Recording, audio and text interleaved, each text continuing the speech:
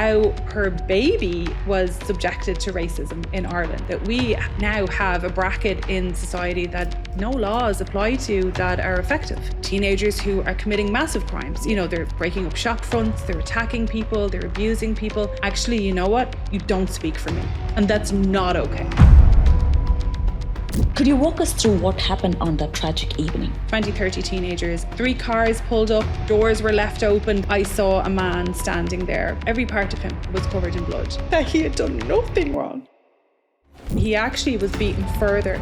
Genuinely a part of me who thought like, oh my God, what if this man dies on my watch? But I was so conscious, like she's 8. I don't want this to be so impactful that she's afraid, you know, or that she remembers the night some Irish woman came to the door with this horrendous news and it changed her. Teenagers had hit her in the face and had robbed her bike. Do you know what she said to me? She was like, I know that they're the problem, not me.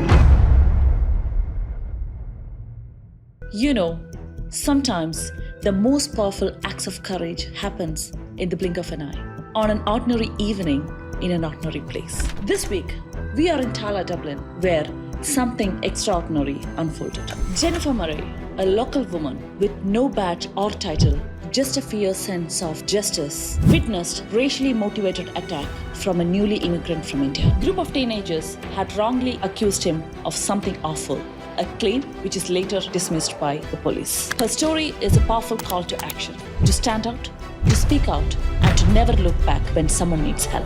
Welcome to Ftalks at FrameX Studios. Jennifer, how common do you think racism is in Ireland today?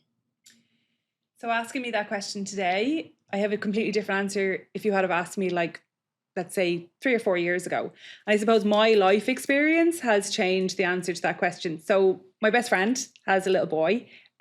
He's 3, he's actually 4 next week. Yeah. And she's white Irish and her husband is Nigerian. Okay. So he's a mixed race child. He is beautiful, like just gorgeous, okay? Yeah.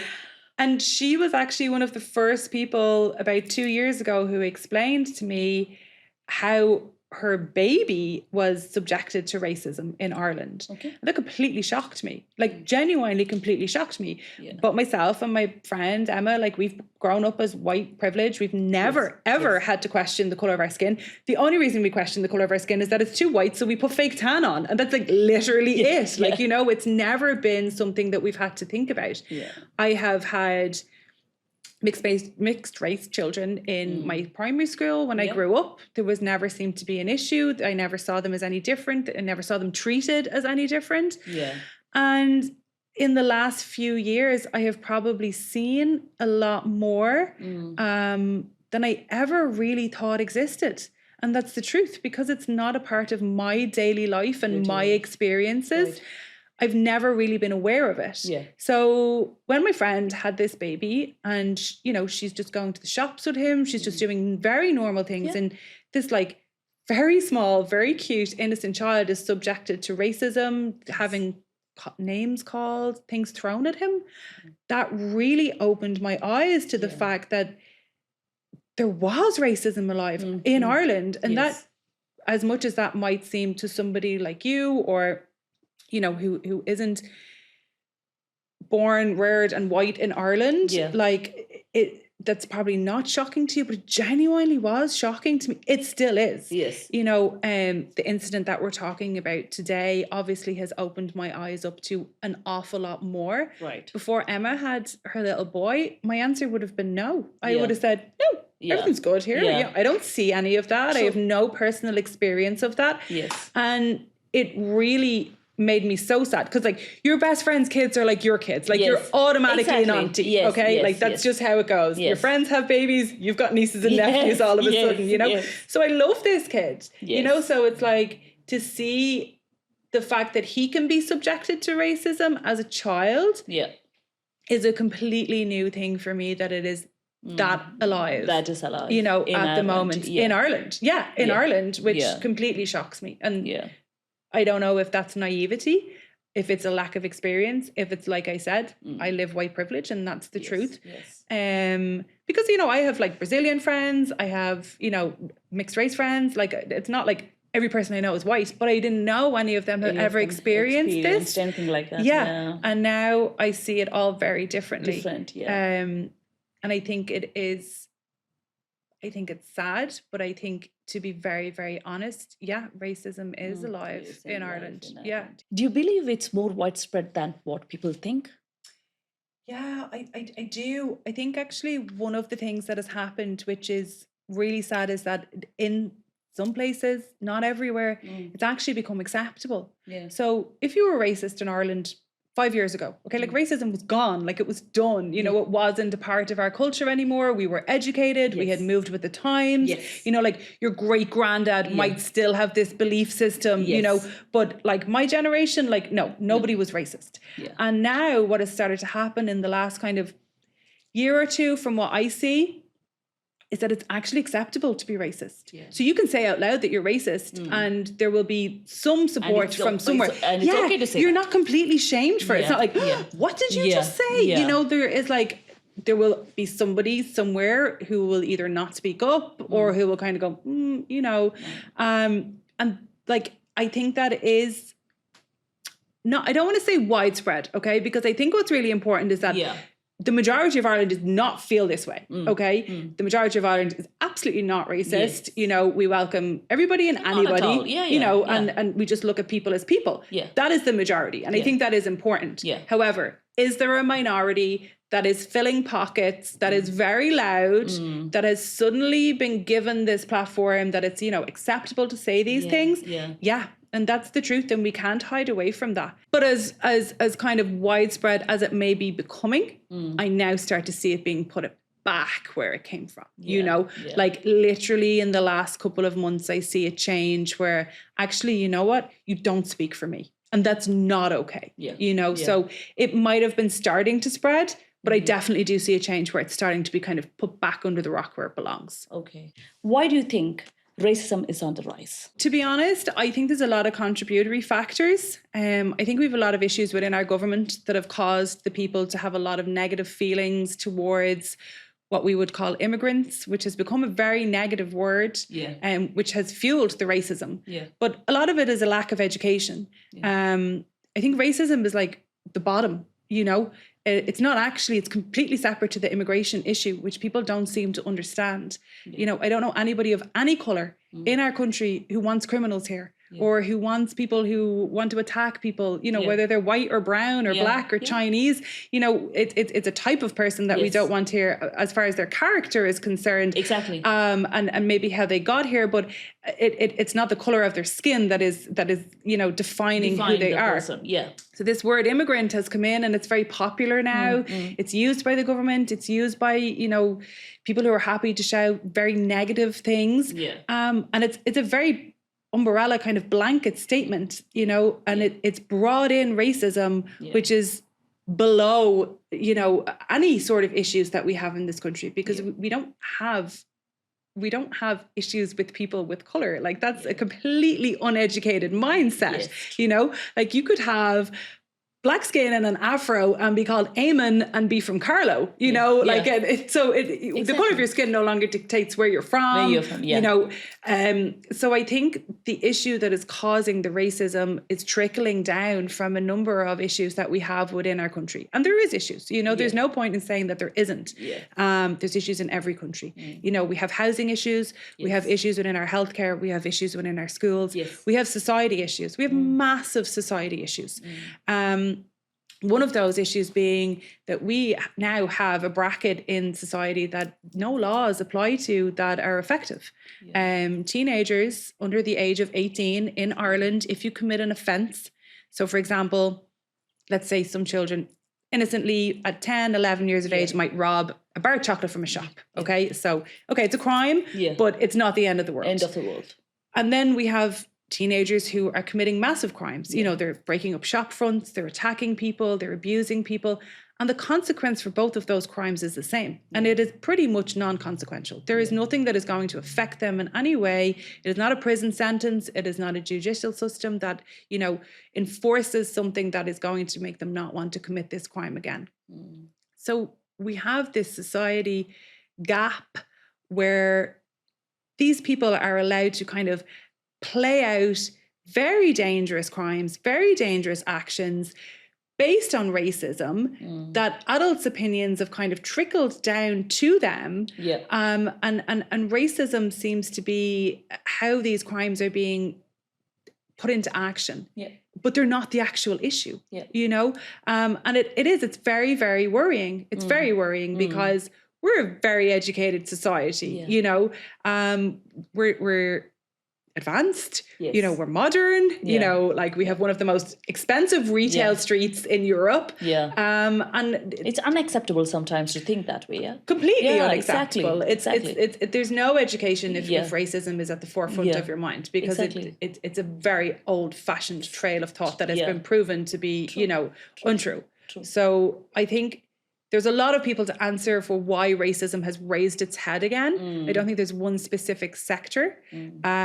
But I think what needs to happen is that it needs to be made extremely, extremely known that it is not acceptable, you know? Yeah. So wherever it came from, whatever the social issues or the government issues or the housing issues or anything that's happened with immigration or with anybody within this country, racism is not the answer. Yeah. And it is also not the problem. Not the problem. You know? Yeah. Could you walk us through what happened on that tragic evening? Yeah. So I was actually driving over to my mother-in-law's. I wouldn't usually be there unless I was going to visit her. So it's not somewhere I drive past every day at this exact time, you know. Yeah. And also something that happened, which would never happen, is that I was alone. So with the amount of children that we have, I would always have a child with me. So I was alone. I was driving over to my mother-in-law to give her some dinner, and I saw a crowd on a roundabout. It's not physically on the roundabout. What time was that? So it was like 6:00 in the evening. Evenings. It was sunny. It was a beautiful day. Yeah. This is a nice area, okay, where I'm driving through. You know, it's a mature area. Okay. And I saw a crowd of people, which were predominantly teenagers, like maybe 20, 30 teenagers and some adults. Okay. There was like maybe 3 cars pulled up, but they were like pulled up in a very kind of haphazard way. Like their doors were left open. They weren't parked, you know. They were pulled up. Doors were open. There's a group of people. And then I saw, as I slowed down, came around the roundabout, was kind of looking at the scene, I saw a man standing there who was very visibly covered in blood from head to toe. All of him. Like every part of him was covered in blood. Okay. That was really, I think, all I noticed at that point about this person, okay? And I pulled my car over straight away. I walked back. There was lots of people standing around. There was lots of things being shouted. And I just kind of said, you know, what's going on? What happened? There was another woman who had just got there a second beforehand, and she was like, these guys are trying to attack him and he's had enough and just leave him alone and blah, blah, blah. She was like an older kind of woman. So I kind of let a bit of a roar. I won't say exactly what I said, but it was like, you know, get away, basically, in a not so nice way. And I went over to the man. So they were in very close proximity to him, like as close as you and me, they were still to him. And I was kind of in between at that point. So I went over to him and I said, are you okay? You know, what happened? And he repeatedly told me his name and that he was Indian. So he just kept saying this over and over again. And I was like, that's okay. You know, that's okay. I was like, come on over here. So I brought him over to beside where my car was parked. Yeah. And I sat him down on the grass verge, you know, the curb beside the road. He was at this point like really badly bleeding. So he had a gash above his head here. He had another one over here. It was a constant like spurt of blood, like which was completely saturating him. His nose was constantly bleeding as well. So I asked if anybody called an ambulance, and nobody had, which will forever, till the day I die, like rock my core. Like that to me is incredible. Like I will never understand that, considering the amount of people that were there, that nobody called to call the ambulance. No, which that's horrible. Like that's the truth. That's just horrible. So nobody had called the ambulance and nobody called the police. Okay. Yeah. So I called an ambulance, called the police, and these people ran away by that time. The teenagers. No. So they hadn't. Like it was actually only when I said I was ringing the police that they started to kind of disperse, but there was no, you know, like running away. You know, it was but like they were there. They started to kind of drift away. The adults stayed. Yeah. The adults stayed. They continued to shout things of what he had been accused of. reinforce their point. Some people shouted at me because I was helping him. But actually, and honestly, I didn't want him to hear anything. So I was just like, go away in not so nice terms, you know, leave us alone. Just leave it, you know? Yeah. So we called the ambulance. 2 guys, actually, they were like 20. They pulled up, they blocked like the people from myself and the gentleman, and they were like, we don't want to get involved, but we'll just stay here so you're not attacked. Like, you know, so that was decent of them, you know. And then we called the ambulance. So the ambulance took almost an hour to get there. The police arrived after about 30 minutes. Well, sorry, it felt like 30 minutes. The guard actually has corrected me and said it was about 15 minutes. So sorry, because I do remember when I gave my statement, he looked through the time. So it was about 15 minutes. So when they came, I kind of just briefed them on what had happened, what he had been accused of. So he had been accused of a crime that was just so far beyond belief, even just seeing this man. Like when I approached him, he was so incredibly, he was just broken. Like he was genuinely just broken. He was so submissive. He was childlike, to be honest with you. Like he was, like his head, completely. Like his head was bowed.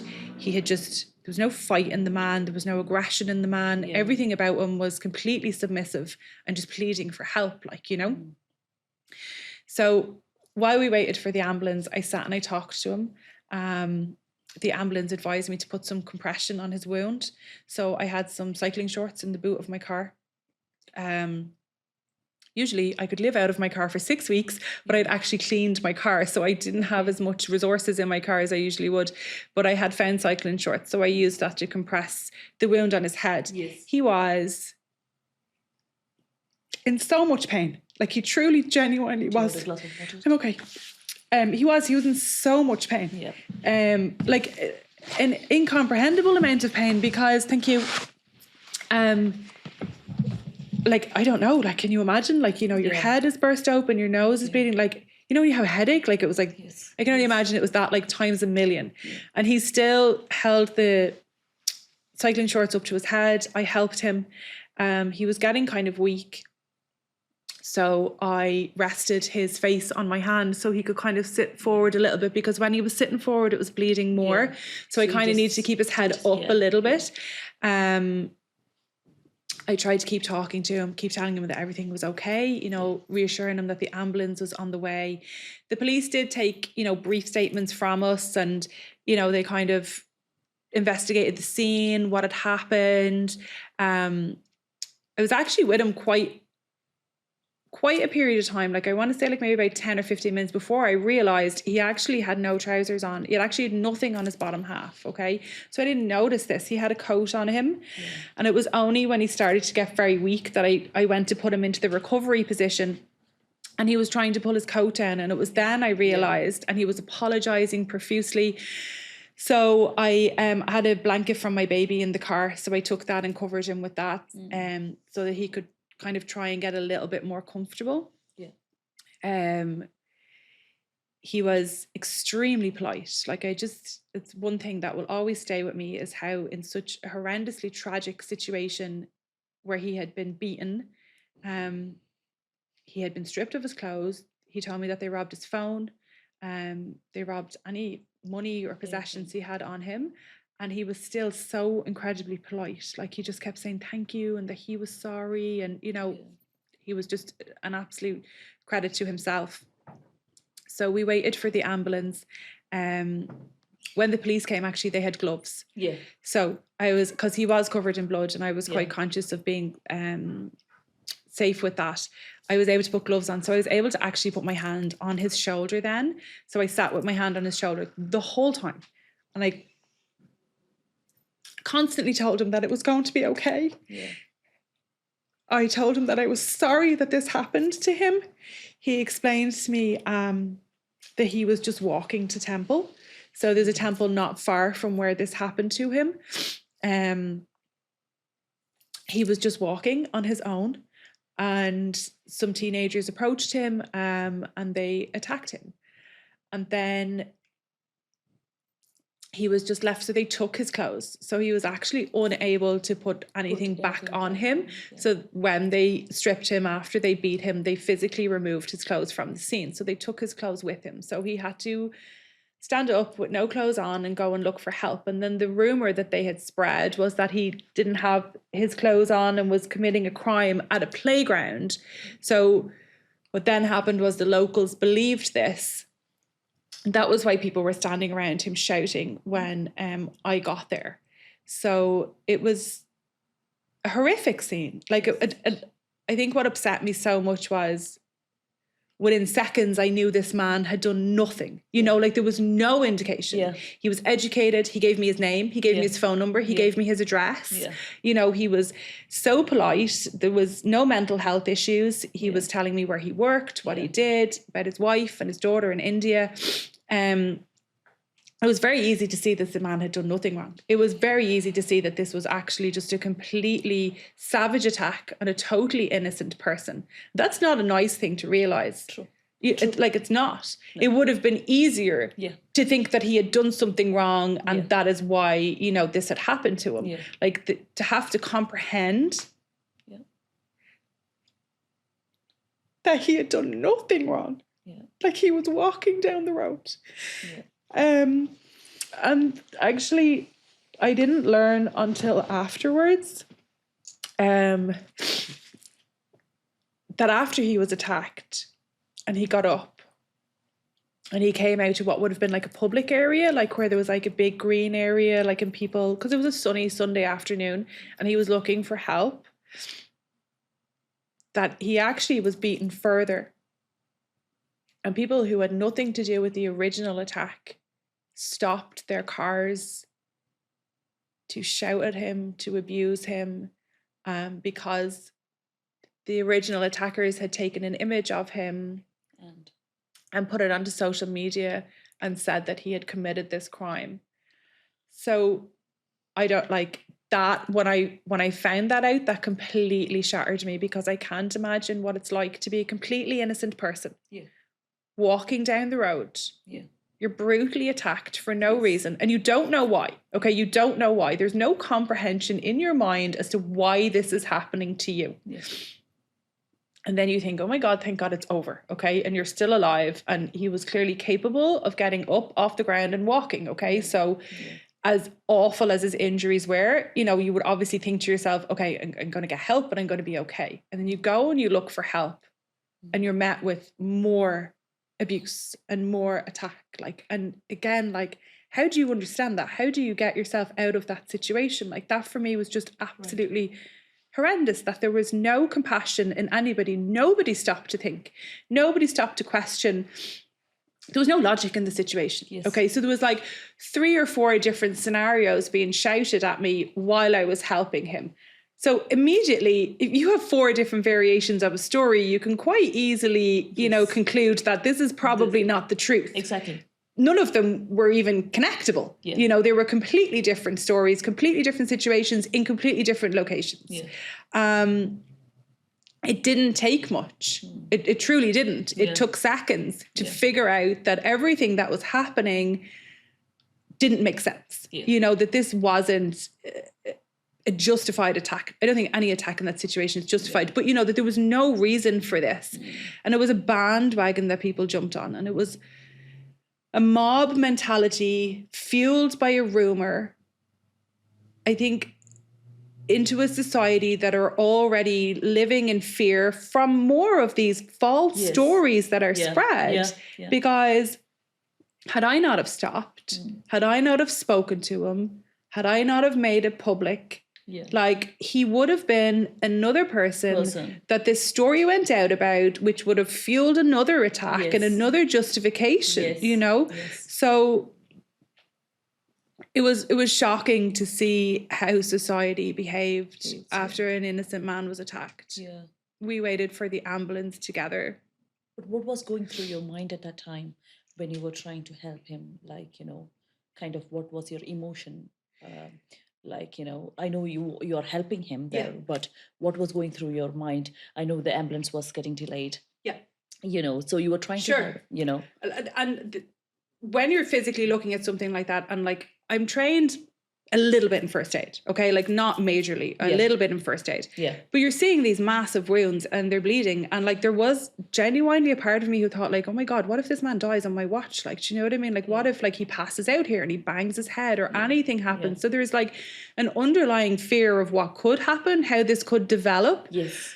But honestly, it was just like mama bear mode, you know, and like when you're a mom, you do so many things for the kids. Every day. Yeah. Every day. Exactly. No matter how you feel, you get up and you do it. And you never let them know your emotions and you're constantly strong.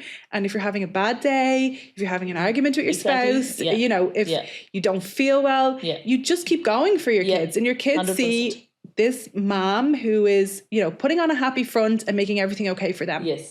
And that was like the energy that I channeled, where I was like, I kept telling him he was okay. I was like, you know, you're fine. You're sitting up. You're talking to me. Let's look at the logic in this. You're not passed out on the ground. You're going to be fine. I know you're going to be fine. My priority was to constantly reassure him, to keep him focused on the fact that he was going to be okay. I cannot begin to imagine how afraid he was. And that was something that was very tangible, even just sitting beside him. Like he was just... He knew at this point he was very new to Ireland. He had only come a couple of weeks previous.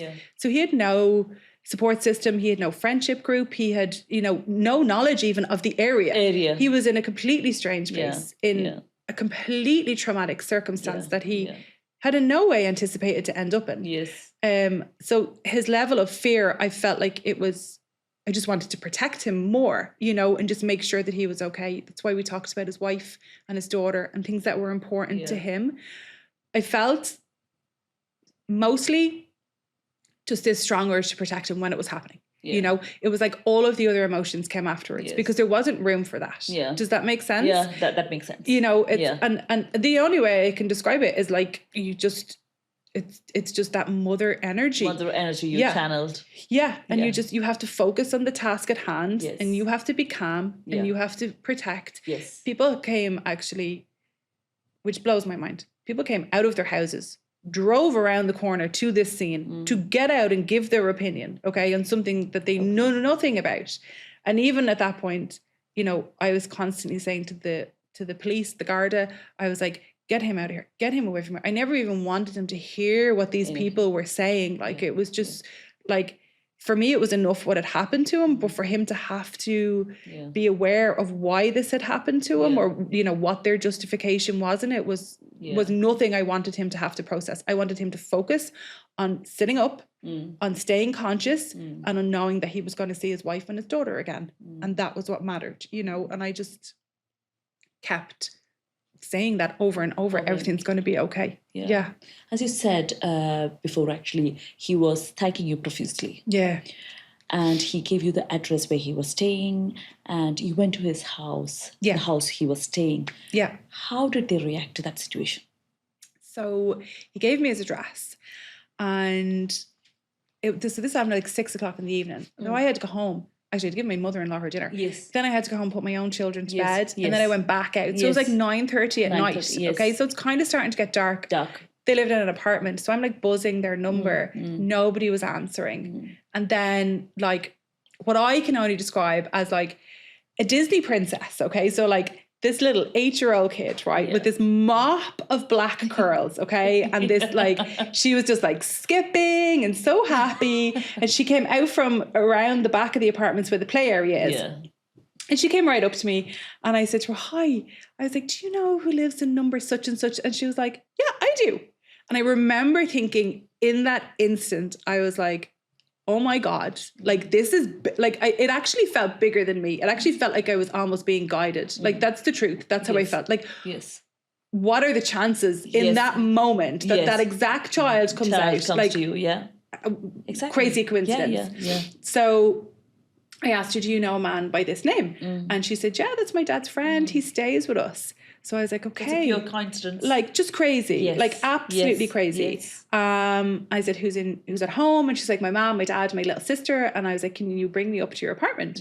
And she was like, yeah, sure, come on. You know, like, afterwards I was like, okay, so don't do that, you know. When anybody else asks you. But in this incident, it was the right thing to do. And she was just so innocent. Like, she was just gorgeous. But when I got to the door, I very quickly realized I wasn't qualified to do what I was about to do. So I had asked the police, would they go and would they notify him? I was so conscious this man had no clothes, he had no phone, he had no food, he had no money. He was in a hospital that he didn't know the location of. He didn't. Nobody knew he was there. He's there, So the police are like, no, we're too busy. We don't have time to notify anybody. So this is why I ended up there. I said, I'll go. And they were like, okay, that would be great. So she went into the apartment and her dad came out. And actually, her dad was afraid. He was like, no, it's okay, thank you. No, thank you. And I was like, listen, I know your friend. I gave him his name. And I was like, I need to tell you something about him. But he had like a new baby, like she was like 3 months old in his arms. And his 8-year-old daughter was still standing there. And I was like, these kids don't need to know anything about this, you know? So he was still very, very cautious. He was still like, no, it's okay, thanks, it's okay. Because they thought he was asleep in the bedroom. So what I was saying didn't make sense to him, you know? So I actually said, is your wife there? Maybe your wife would come out and speak to me. So she did. She came out to the hallway. And it was horrible. Like I had to tell her what happened. I had to show her a video so she understood the extent of what had happened to him. She was like devastated. So like she's a new mom, okay? She has like a 3-month-old baby. That's enough. Like full stop. Like that's enough to be dealing with in life, you know. And then to have this knock on the door at 9:30 at night. So her husband came out then and I told him and he was just devastated. Like that's the truth. He was absolutely heartbroken. They brought me straight into their apartment. He immediately packed a bag for him. I told him where he was, the hospital, and he left straight away. He was with him within about 10 minutes. He found us about 20 minutes later. I stayed and talked to his wife for a little bit. And I talked to his daughter. So this was the daughter of the family that the man was staying with. And she was gorgeous, like, but I was so conscious, like she's 8. I don't want her to remember this forever. I don't want this to be so impactful that she's afraid, you know, or that she remembers the night some Irish woman came to the door with this horrendous news and it changed her, you know, perspective forever. So I spoke to her and I said, you know, she had overheard bits. And I said, look, you know, something awful did happen, but he's okay and he's in hospital, you know, and he didn't do anything wrong. And I hope that the police catch these people and, you know, and she told me that she's 8, okay? She's 8, that she had been out on her bike and teenagers had hit her in the face and had robbed her bike. And I was like, what? Like that for me was like, what? Like, how, like, where are we? Like, what is going on here? And do you know what? Like, she was so incredibly mature. Like, do you know what she said to me? She was like, I know that they're the problem, not me. And I just thought, like, you're going to be okay. You know, like, you're going to be okay. Like, you know, oh, like, what an amazing. And I said to her mom, I was like, you've done an amazing job, that she has this self-worth at 8 years of age, that she can differentiate between right and wrong, which it should be very black and white, you know. But it was an awful situation to have to walk in. It truly was. It is. It was hard to leave them. It's not easy for you to do that, you know. Who knows how to do that? Exactly. You don't, like, there's no experience in life. How do we start? How can we, you know? Yeah. Like, I've never had to break. A lot of questions going inside us. Yes. And to have to break tragic news to somebody, you know, a stranger. Like a stranger. It was very difficult. But they were amazing. And that's the truth. They were amazing. And they were extremely kind to me. And I stay in touch with them. You know, I texted her today. Her little girl went back to school. And she was so kind to me while I was there, because I was upset and they were upset. We were all upset. You know, it was an awful night. It was an awful circumstance. But they really looked after him when he came home from hospital and stuff. He was really well taken care of by them, which was really nice. Things that stood out to me after it happened was how many people contacted me to let me know what had happened to them. All of these stories started with, it's a beautiful country to live, very peaceful country. If the negativity doesn't represent who we are as Irish people, as human beings, then we need to be very clear on that. The emotional aspect of it was a lot. Like it was a long time before I slept. What is your opinion about the Indian cultures? What do you know of the Irish?